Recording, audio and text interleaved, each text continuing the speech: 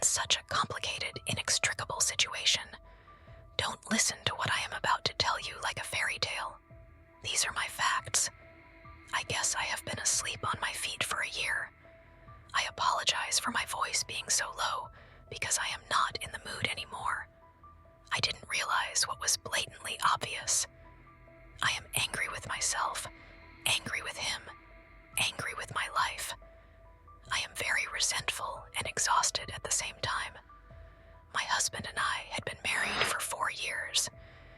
After 8 years together, we had a marriage of love that everyone envied.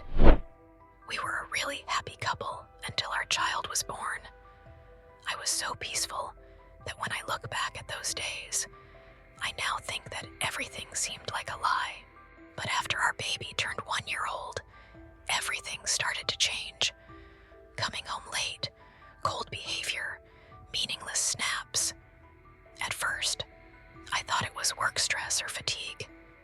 You can't put dust on the person you love. I always found an excuse. I fooled myself. Then I saw strange things on his phone. Love quotes, horoscope compatibility, poems for lovers.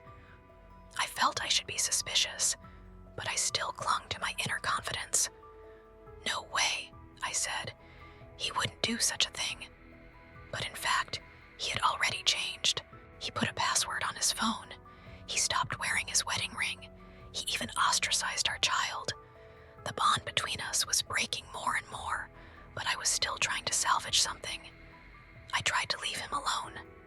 I took on every responsibility. I tried to raise our child on my own, to manage his work life, and to win him back somehow. I suggested going to therapies. I said, let's go on vacation. But every time I felt like I hit a wall. Then one day, he said, let's get a divorce. Let's get a separate house. Let's stay away for a while. At that moment, my world collapsed. How could he think of divorce for no reason when everything seemed to be fine?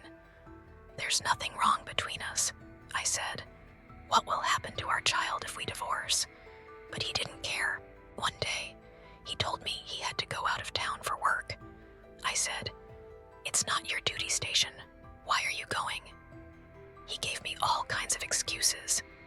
His manager wanted him to go. He had to go to teach a friend about the job. But then I saw his credit card statement.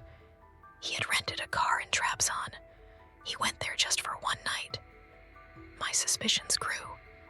I came across a conversation on his phone. There was a woman, he said. My love, my baby, could you have gotten pregnant last night? The moment I heard that conversation, I was shocked. My world collapsed. I asked him, who is this woman? How long has this been going on? First he denied it. Then he said, we're just friends. You've neglected me so much. I was commiserating with her. But when you look at their conversation, everything was obvious. When the truth came out, I was devastated, but he wouldn't give up. He confronted me to introduce me to her. I was confronted by an ordinary woman, but it wasn't over. Because I saw that cheating doesn't just depend on one night, on one woman. Then I learned about his affair with another woman in the company he worked for, a woman named Tuğçe. I learned that he went to Trabzon to surprise her for her birthday, that they spent time together, and all the while, I was waiting for him at home with my baby. On the one hand, he was trying to deceive me all the time, and on the other hand, he was denying everything. But the evidence piled up. Credit card charges, phone calls, texts. It was all obvious. When we finally met, he called me schizophrenic. He slandered me around him. My wife is talking nonsense, making things up, he said. The man I called my husband was stealing money from the sustenance of his young child and spending it on his mistress. And I had to find out about it. Now, when everything is over, there is a huge wreck left. I filed for divorce. I have to stay strong for my son. But I still have unanswered questions inside. Why? I say. How could you do this to us? Now I am no more than a mother. I have to be a strong woman because my son doesn't need a father like that in his life. But you tell me, will this pain ever go away? Will justice be served?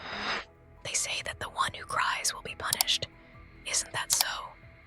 One day they will answer for what I've been through, won't they?